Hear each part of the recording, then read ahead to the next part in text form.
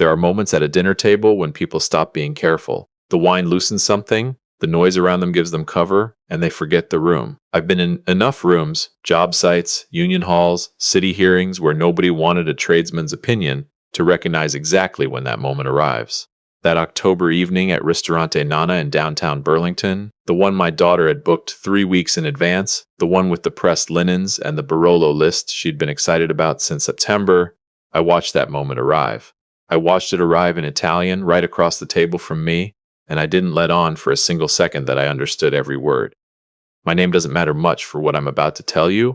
What matters is that I spent 38 years as a licensed electrician in Hamilton, Ontario, that I raised my daughter alone after her mother passed when she was 11, and that somewhere in my 30s I spent 2 years working infrastructure and pipeline projects in Lombardy and Emilia-Romagna with a crew that spoke nothing but Northern Italian. You don't come back from 2 years on a job site in Bergamo without the language in your bones. You just don't. But when I got home to Hamilton, nobody at the local cared if I could conjugate a verb in Italian. It never came up. It never seemed worth mentioning. Until that October night, it hadn't mattered once. My daughter had been with my future son-in-law for almost 2 years by then. She's a nurse at Joseph Brandt. Careful, methodical, the kind of woman who reads the fine print before she signs anything. She'd taken her time with this one. When she first brought him around, I watched him the way any father watches the man his daughter chooses, quietly, cataloging. He was polished, very polished, the kind of polish that sometimes means substance and sometimes means performance. But my daughter was happy. That counted for a lot. It was supposed to count for everything. His parents flew in from Milan for the engagement dinner. That was the occasion. 12 people around a long table, my daughter in a dress she'd bought specifically for the evening, nervous and glowing. His father walked in first, tall, silver-templed, with the posture of a man accustomed to being the most important person in whatever room he entered. His mother came in just behind him in a cream blazer that probably cost more than my first truck. They were impeccably turned out and mildly inconvenienced by everything around them. We shook hands. The pleasantries were warm enough on the surface. Hamilton, my daughter's future father-in-law, said, glancing out toward the street. We drove through. It's very industrial. It built this province, I said, and smiled. His mother looked around the restaurant with the polite attention of someone visiting a museum they hadn't chosen themselves. We have a wonderful place near our home in Milan, she said. Very authentic. But this is charming. Charming. That word, that particular shade of it. I let it go. My daughter was watching from across the table, her hand in my future son-in-law's, her eyes asking me silently to please just get through this. I could do that. I've been doing that my whole life. You raise a kid on your own, you learn which hills are worth standing on, and which ones you just walk past. The bread came. His father interrupted the waiter twice to correct the pronunciation of dishes he'd ordered in actual Italy. The waiter smiled and moved on. I made a mental note to tip double. The conversation stayed surface level through the first course.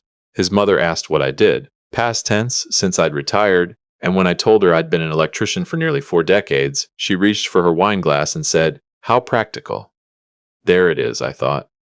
She said it the way you'd compliment a child's finger painting. I said, "Keeps the lights on," and she laughed like I'd meant it as a joke. I hadn't. My daughter caught my eye across the table. I gave her the half nod that means everything's fine. Because it was. I know who I am. I've pulled wire through walls in January when it was minus 28 and I was too broke for proper work gloves. A woman in a blazer that costs 4 figures calling my trade practical doesn't move anything in me. Not the hot kind of moving.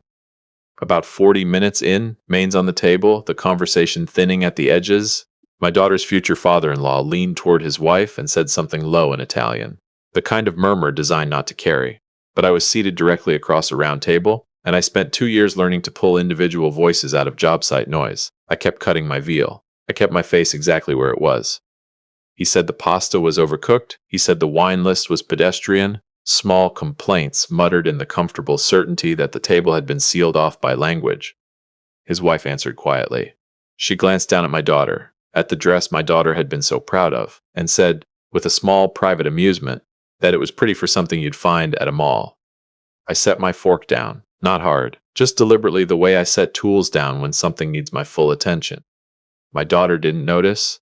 She was laughing at something my future son-in-law had said, her head tilted back the way it goes when she's genuinely happy. The same laugh she's had since she was 7. That's my kid. Welcome to Dad's fierce revenge. Get comfortable. This one's going to take you somewhere. Hit that like button and let me know in the comments where you're watching from. I'll read everyone. Here's what nobody at that table knew about me. His wife reached for the bread and glanced across the room toward a framed photograph near the entrance. The restaurant ran a small rotating exhibition of local work. I'd noticed it on my way in. Landscapes mostly, black and white prints. Except one of them wasn't a landscape. It was a photograph of a dock. My dock specifically, the one I'd spent 14 months building at our family cottage at Lake Muskoka. Cedar planking, hand-cut posts, a covered canoe slip at the far end. My daughter had submitted the photograph to a local art show the previous spring, and somehow it had ended up on this wall, which I hadn't known until this moment. His wife tilted her head at it, considered it the way you consider something before deciding to dismiss it. Then she said in Italian, quiet and entirely certain of herself, "They buy lumber from hardware stores and call it craftsmanship.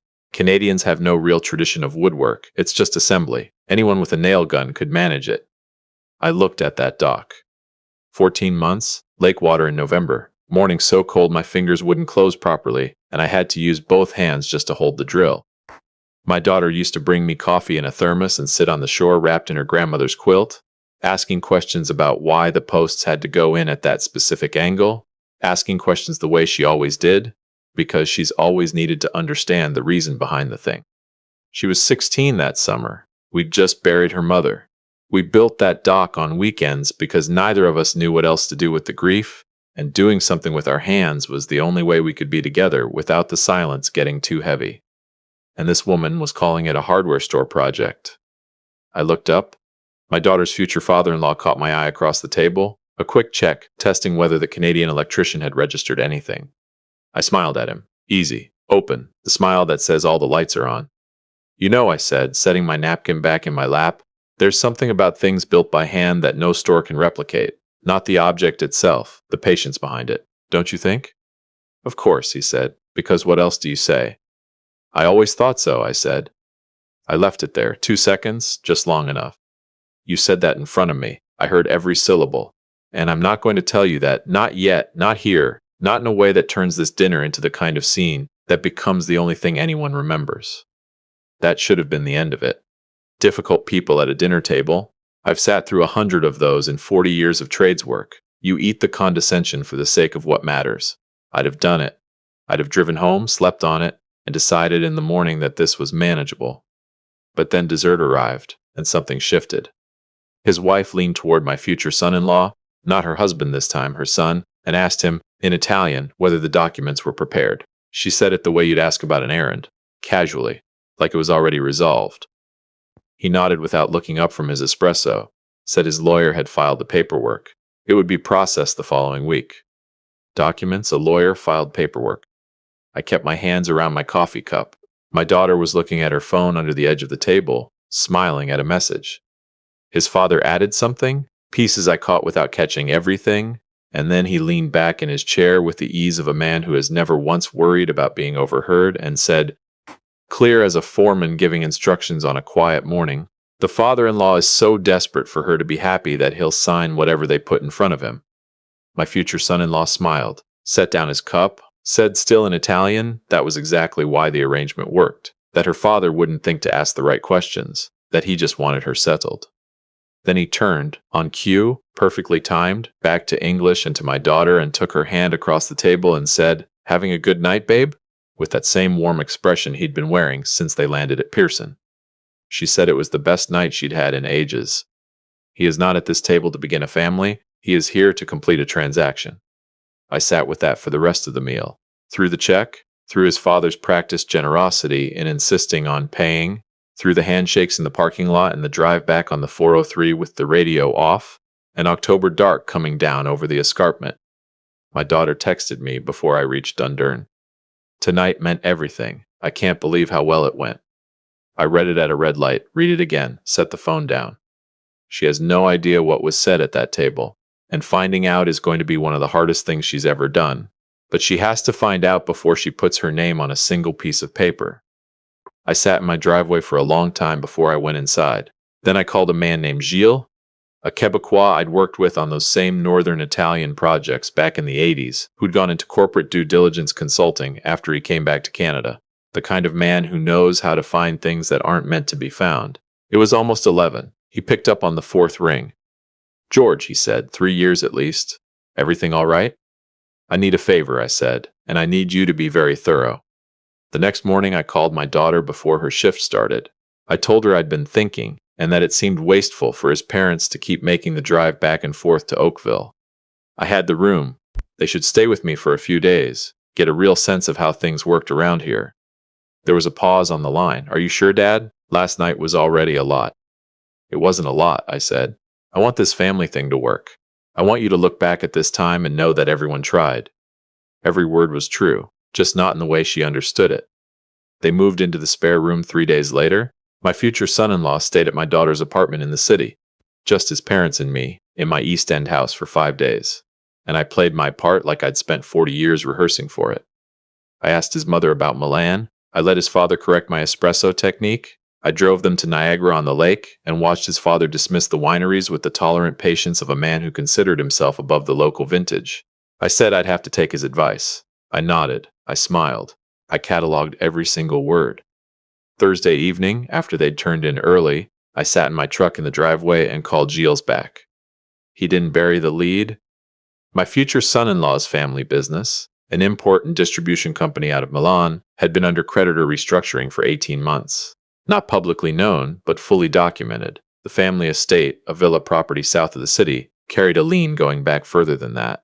My future son-in-law was listed as a director in 2 failed subsidiary ventures, one of which had resulted in a civil claim currently before a court in Brescia. None of this had ever come up with my daughter. Not once. Not in 2 years. "And the papers they were discussing?" I asked. Gilles was quiet for a moment. "George, if they're moving toward a joint family trust with offshore registration, what they're constructing is a cross-collateralization agreement. Your signature on what they'll call estate planning, a wedding gift probably, allows your assets to backstop their European credit lines. If the business defaults, which the trajectory suggests is coming, foreign creditors have a path to your Muskoka property." "Plain language," I said. "Your cottage becomes collateral on a loan you never knew you were guaranteeing. You could lose it." I sat in the dark and looked at the porch light over my back door, the one I'd wired myself 30 years ago, still throwing a clean circle of yellow onto the concrete. 14 months, my daughter on the shore with a thermos. They want to put a number on that. "Send me everything," I said. "Tonight, and Gilles, I need a solicitor on this by morning." I called Dennis. 22 years, every property deal and contract dispute I'd ever touched. I read him 3 lines from the preliminary trust draft his parents had slid across my kitchen table that afternoon, between cups of tea, calling it something their attorneys had prepared for the family's shared security. Dennis went quiet in the particular way that lawyers go quiet when they are choosing exact words. "George," he said, "what you just read me is not a family trust. It's a secured lending instrument. Your Muskoka property is named as primary collateral for an offshore holding entity. If this business defaults, and the document trail suggests it's pointed that direction, you would have no practical recourse." "And my daughter," I said. Dennis was quiet again. "She'd be on record as a co-signatory to her father's financial loss. They were going to let her watch you sign this." "That's right," I said. She would have smiled through the whole thing. "Send me everything tonight," he said. "We're going to do this right." The next 2 weeks required a performance I wouldn't wish on anyone. Every morning I made coffee and sat across from his parents and was exactly the father they expected. Grateful, uncomplicated, wanting nothing more than to see his daughter settled. Let his father explain how property investment worked in northern Italy. I let his mother plan the wedding catering as if she were already selecting it. I kept my face open and my voice steady, and I recorded everything like evidence, because that is exactly what it was. The formal proposal came on a Sunday. Brunch on the back deck, October sun still warm enough to sit outside. His father set down his coffee cup and shifted into the practiced cadence of a man who believes persuasion is mostly about tone control. He said the family should establish something formal between them, a shared trust structure, very standard in European families of their standing, a way of demonstrating real commitment to the union before the wedding. He slid a folder across the table. "Family to family," his mother said softly. "It's how we protect our children." I scratched my jaw. I looked at the folder the way a man looks at something he's genuinely struggling to understand. "You know," I said, "I'm better with a set of blueprints than I am with this kind of paperwork. Why don't I have Dennis take a look? He's been my solicitor for over 20 years. Handles all my property. I'll have him review it properly and get back to you. I watched the satisfaction move across my future father-in-law's face before he smoothed it into graciousness. He thought he had me. He thought the hook was set. Dennis spent a week building the counter document. Gilles had everything notarized and translated. By the Friday before my daughter's engagement party, I had a folder of my own. The party was on a Saturday evening. We held it in the backyard. String lights in the old maple I'd planted the spring my daughter was born. The good folding tables with white cloths, 50 people who'd known my daughter her whole life. Her colleagues from the hospital, my sister from Kingston. The neighbors who'd watched her learn to ride her bike on this street 25 years ago. His parents stood near the drinks table, champagne glasses in hand, relaxed in the way people are relaxed when they believe the hard work is already done.